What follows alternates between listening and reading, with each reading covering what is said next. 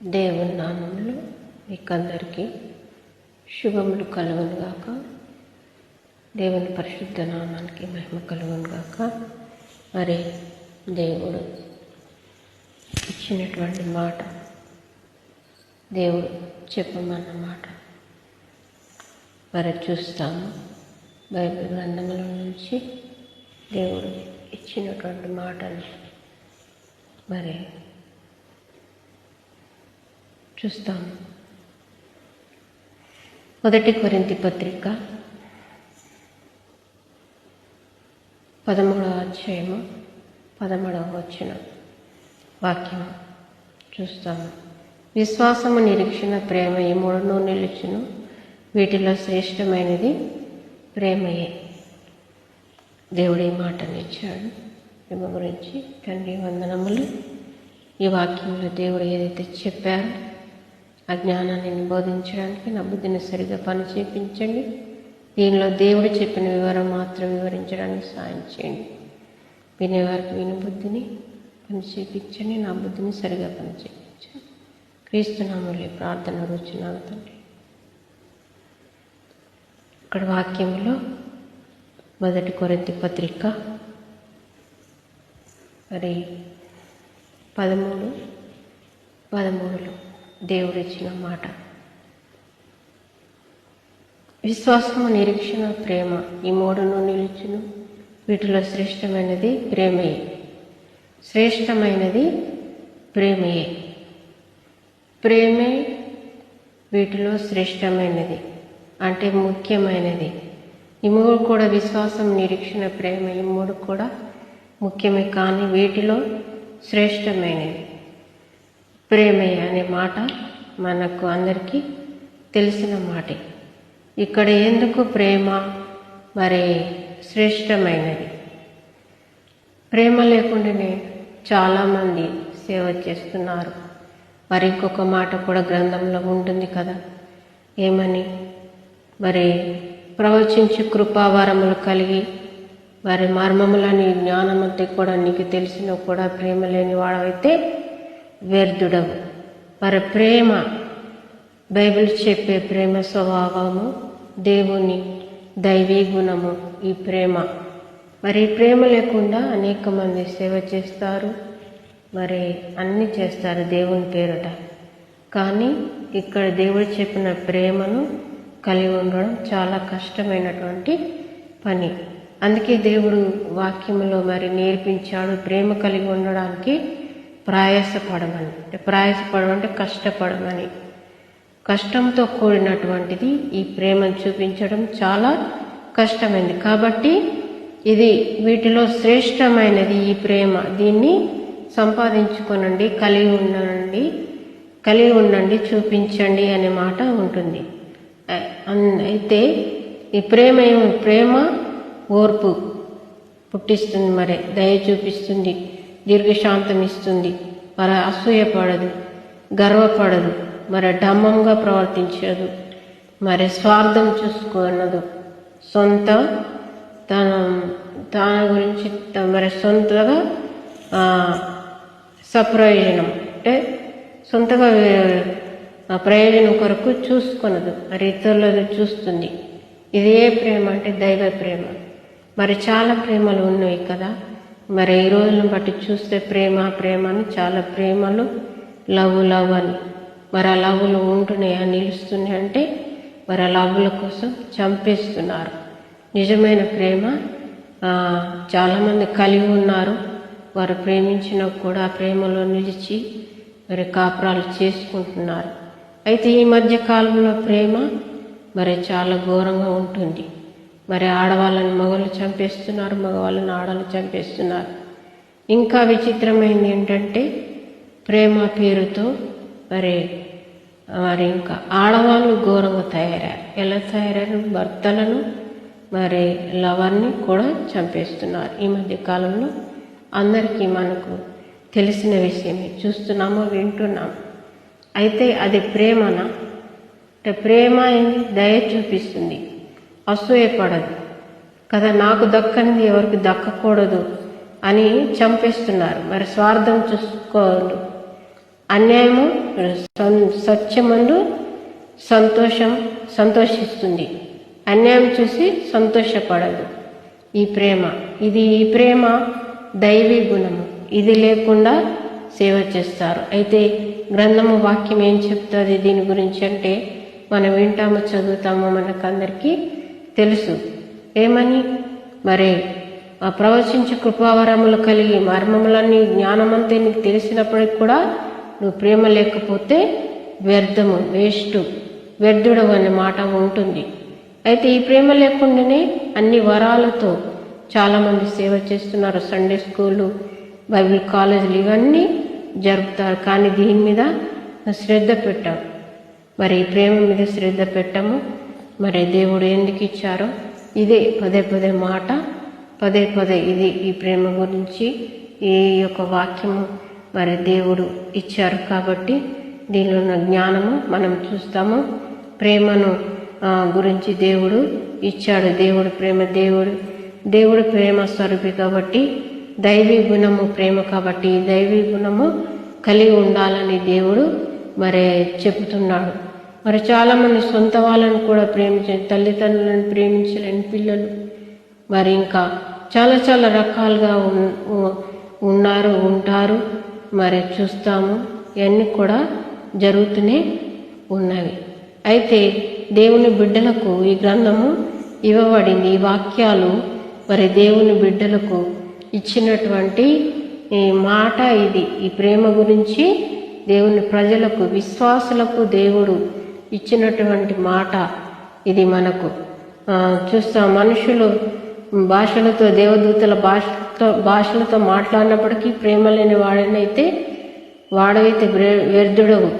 మరి ఈ మాట మనకందరికీ తెలుసు. జ్ఞానము మరి ప్రవచించే వరము, సమస్త రహస్యాలు గ్రహించే జ్ఞానము, కొండలను సహితం పెకిలించగల మరి విశ్వాసం ఉన్నప్పటికి కూడా మరి ప్రేమ లేకపోతే వేస్ట్. ఇంకా కింద చూస్తే చాలా ఆశ్చర్యమైన మాట. త్యాగం, నా ఆస్తి అంతా బీదలకు ఇచ్చిన కూడా, నా శరీరం దానం చేయడానికి ఇచ్చిన కూడా ప్రేమ లేకపోతే ప్రయోజనం లేదు. అంటే ప్రేమ లేకుండానే ఆస్తిని కూడా ఇచ్చివేస్తారు. కానీ ఇక్కడ నీ ఆస్తి ఇచ్చిన, డబ్బు ఇచ్చిన, నువ్వేది ఇచ్చినా కూడా ప్రేమే ముఖ్యమని దేవుడు మరి దేవుని బిడ్డలకు, భక్తులకు ఇచ్చినటువంటిది ఈ యొక్క గ్రంథము ప్రేమ. మరి అందరికి తెలిసిన మాట. దేవుడు మళ్ళీ ఎందుకు జ్ఞాపకం ఇచ్చాడు మాకు తెలియదు. ఈ వాక్యం ఉంది, దీని గురించి మాకు ఏం తెలియదు. నేను జీరో. మరి ఆయన పనిని మాత్రం ఆయన ఏది చెప్పారో అది చేయడానికి మరి సాధ్యమైనంత వరకు చేయడానికి మరి చూస్తాము, చేస్తాము. ఇక్కడ వాక్యములో మరి ఇంకా చూసుకుంటే కిందికి ఈ వాక్యాన్ని ఎవరికి ఇచ్చాడు దేవుడు, ఎవరికి బోధిస్తున్నాడని మనం చూస్తే ఇది విశ్వాసులకే. ఎఫెసీ పత్రికలు కూడా ఒక మాట ఉంటుంది. దానికంటే ముందు మరి గలతీ 6:6లో కూడా 5:6లో ఒక మాట ఉంటుంది. క్రీస్తు యేసునందు వారికి సున్నతి పొందుట అన్నేమీ లేదు, పొందకపోవట అన్నేమీ లేదు. ఇక్కడ వారు ఆచారాలు మరి అన్ని పెట్టుకున్నారు. యూదులు కాబట్టి వారికి అక్కడ బోధించబడింది. వారు సున్నతి అంటే చర్మం తీసేసుకుంటే సరిపోతుంది, రక్షణ వస్తుంది, దేవుడి నుంచి అన్నీ వస్తాయని వారు అనుకుంటున్నారు. కానీ కాదు. ఇక్కడ చూస్తే ప్రేమ వలన కార్యసాధకము, విశ్వాసమే ముఖ్యమైనది. ఇక్కడ ప్రేమే ముఖ్యమైనది కానీ సున్నతి కాదు. ఇక్కడ ఆచారాలు, పూజలు అవన్నీ కూడా కాదు. ఇక్కడ అల్లా అన్న లేక పరమాత్మ అన్న లేక దైవము అన్న, దేవుడు అన్న అందరికీ మరి దేవుడు ఒకే దేవుడు కాబట్టి మరి ప్రేమే ముఖ్యమైనది. కానీ సున్నతి చేసుకోవడం వల్ల రక్షణ రాదు, జ్ఞానము రాదు, దేవుని నుంచి ఏమీ రాదు. అదే ఇక్కడ మరి మాట చెప్పబడింది. ఎఫెసీ పత్రికలో కూడా ఎఫెసీ మరి 3:18లో కూడా క్రీస్తు యొక్క ప్రేమ వెడల్పు, ప్రేమ ఎంత గొప్పదో, ఎంత అపరిమితమైనదో వివరిస్తుంది.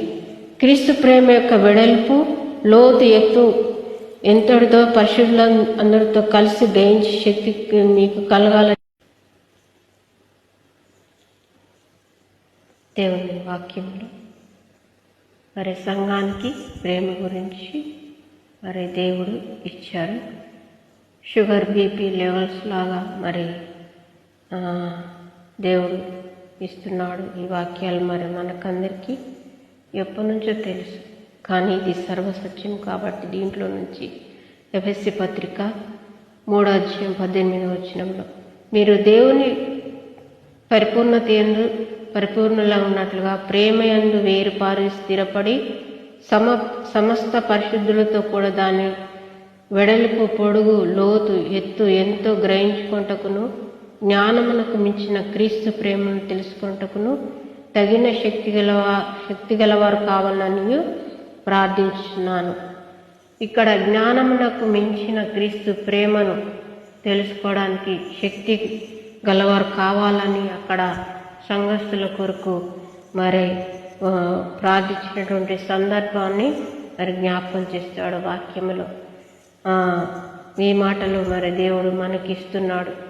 మరి కొంతమంది షుగర్ బీపీ ఎప్పుడు చెకప్ చేసుకుంటూ ఉంటారు, లెవెల్స్ ఎలా ఉన్నాయని. కొంతమంది పట్టించుకున్నారు. అలాగే ఎంత షుగర్ ఉన్నా ఎంత బీపీ ఉన్నా కూడా వాళ్ళు అలాగే ఉంటారు, మరి మందులు వాడుకుంటూ ఉంటారు. అయితే దేవుడు తన బిడ్డలను ప్రేమిస్తూ మరలా హెచ్చరిస్తూ మరి ఆయన జ్ఞానాన్ని ఇస్తూ ఉంటాడు. దీంట్లో మేము కూడా ఉంటాము ఎంతో కొంత. కాబట్టి మరి ఇది అందరికీ దేవుని బిడ్డలకి ఇది ముఖ్యంగా ఇచ్చినటువంటి వాక్యాలు. అక్కడ దేవుని యొక్క జ్ఞానము లోతు ఎత్తు ప్రేమ మరి ఎంతో గ్రహించుకుంటూ శక్తి గలవారు కావాలని మరి వారి కొరకు ప్రార్థించినటువంటి సందర్భాలు. ఇక్కడ కిరీటాలు వరాలు ఇవి కాదు, మరి జ్ఞానమునకు మించిన క్రీస్తు ప్రేమ లోతు ఎత్తు ఎంతో గ్రహించుకుంటకు ఇది వారికి వచ్చినట్లుగా ప్రార్థించి దీని మీద శ్రద్ధను వారికి పుట్టించినట్లుగా పౌలు భక్తుడు ఇక్కడ వాక్యంలో ఉంది. కాబట్టి సంఘాలలో కిరీటాలు ఇవన్నీ కూడా మనం తీసివేసుకొని దేవుని ప్రేమ లోతు ఎత్తు ఎంతో గ్రహించుకోవాలి. దేవుని వాక్యమే మరి చెప్తుంది, మేము చెప్పే మాటలు కాదు. మరి ప్రవచించి కృపావారాలు ఈ వరాలతో ఎంత కూడా సంఘాలు ఇవన్నీ కూడా నడిపిస్తున్నారు. కానీ మరి ప్రేమ లేకపోతే వేస్ట్ అనే మాట మనకు తెలుసు. కాబట్టి ఇది విశ్వాసులకి దేవుడు ఇస్తున్నటువంటి ఈ మాటను మరి జ్ఞాపకం చేసుకొని మరి ముందుకు మేము మనందరం కూడా మరి వెళ్ళాలి. దేవుని ప్రేమ వెడల్పు ఏంటి, దేవుడు ఏం చెప్పాడు, దైవీ గుణం ప్రేమ ఎలా చూపించాలి, ఎలా ఓర్చుకోవాలి, ఎలా క్షమించాలి, ఇవన్నీ కూడా ప్రేమలో ఉన్నాయి. కాబట్టి ఈ ప్రేమను కలిగి ఉండడానికి చాలా మరి ప్రయాసపడాలి, కష్టపడాలని దేవుడు తన బిడ్డలకు నేర్పించినటువంటి మాట. ఇంకొక మాటను కూడా చూస్తే ఎఫెసీ పత్రిక 5:2 కూడా క్రీస్తు మిమ్మల్ని ప్రేమించి పరిమళ వాసనగా ఉండుటకు మన కొరకు తనను తాను దేవునికి అర్పణగాను బలిగాను అప్పగించుకొను. ఆ ప్రకారమని మీరును ప్రేమ కలిగి నడుచుకొనండి. ఇక్కడ ప్రేమే ముఖ్యమైనది. క్రీస్తు మరి ప్రేమించి తన శరీరాన్ని ఇచ్చాడు. ఎలా ఇచ్చాడు? శిలువలో చూపించాడు.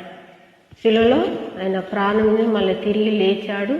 ఆయన చూపించాడు ఎక్కడ ఏ విధంగా నడుచుకోవాలి. ఆయన శిలువలో చూపించాడు. శిలువ ఘట్టం అంతా కూడా ఆయన మన కోసం చనిపోయి అక్కడ కార్చినటువంటి శరీర రక్తం కాదు, వాక్యం అనే రక్తం, మరి జ్ఞానం అనే రక్తం అక్కడ చిందించాడు. ఇక్కడ అదే మాట వ్రాయబడి ఉంది. క్రీస్తు మిమ్మల్ని ప్రేమించి పరిమళ వాసనగా ఉండుటకు మన కొరకు తనను తాను అప్పగించుకున్నాడు, అర్పణగా బలిగా. అట్లనే మీరు కూడా ప్రేమ కలిగి నడుచుకోనండి అనే మాట ఇక్కడ చూస్తాము. ఇది చాలా ముఖ్యమైన వాక్యము. దీన్ని మర్చిపోయే మరి ఇష్టం వచ్చినట్లుగా మనం ప్రవర్తించుకుంటూ సేవ జరిగిస్తూ ఉంటారు.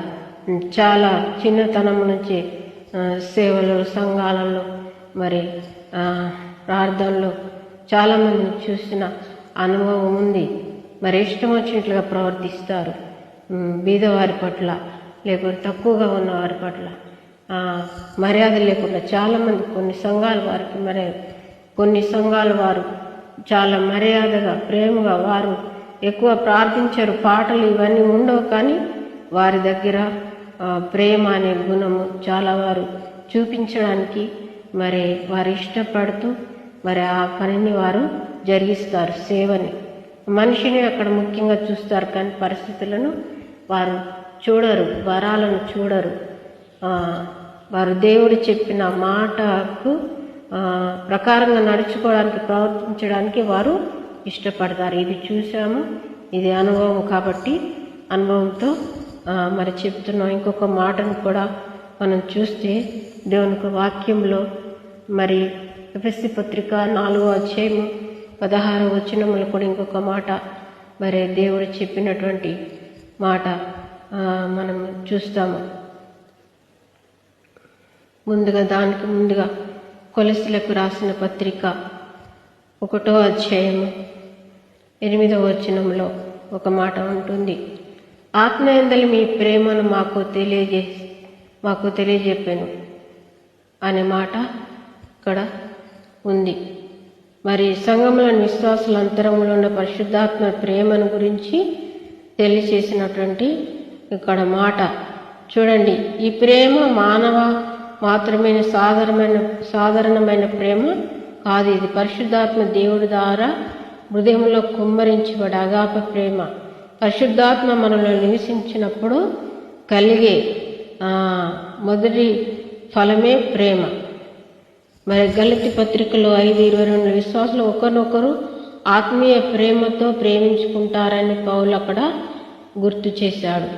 ఇక్కడ వాక్యంలో కూడా ఇంకొక వాక్యంలో కూడా చూస్తే కొలస్సీ 1:14లో కూడా దేవుడు చెప్పినటువంటి ప్రేమ గురించినటువంటి వివరం అక్కడ భక్తుని ద్వారా దేవుడు వారికి వివరించాడు. అక్కడ వాక్యం ఎత్తి వారికి చూపించాడు. కొలస్సీ 1:14లో ఆ కుమారుని యందు మనకు విమోచనం అనగా పాపక్షమాపణ కలుగుచున్నది అనే మాట ఇక్కడ ఉంది. అన్నిటిపైన పరిపూర్ణతకు వీటన్నిటిపైన పరిపూర్ణతకు అనుబంధమైన ప్రేమను ధరించుకొనండి. ప్రేమ అనే వస్త్రము ధరించుకొనండి. దయా, సాత్వికం, దీర్ఘశాంతం వంటి ఆత్మీయ గుణాలను వస్త్రములుగా ధరించుకొనండి అక్కడ సాత్వికాన్ని ధరించుకొనండి అని బోధించబడినటువంటి మాటలు వచనాలు చాలా ఉన్నవి, కానీ మనము ఇవి నేర్చుకోలేదు. వరాల కోసం ప్రార్థించాం, ఉపవాసం ఉన్నాము, దానికోసం దీనికోసం ప్రార్థించాం, కానీ దీనికోసం ఎక్కువ కష్టపడలేదని చెప్పుకొనవచ్చు. ఎట్లా మనం చెప్పుకొనవచ్చు అంటే వాక్యానుసారంగానే చెప్పుకొనవచ్చు. మీకు కొండలను పెకిలించగల పరిపూర్ణ విశ్వాసం ఉన్నప్పటికీ ప్రేమ లేకపోతే వేస్ట్ కదా. పిల్లలను కూడా ప్రేమించలేని తల్లిదండ్రులు కూడా ఉన్నారు.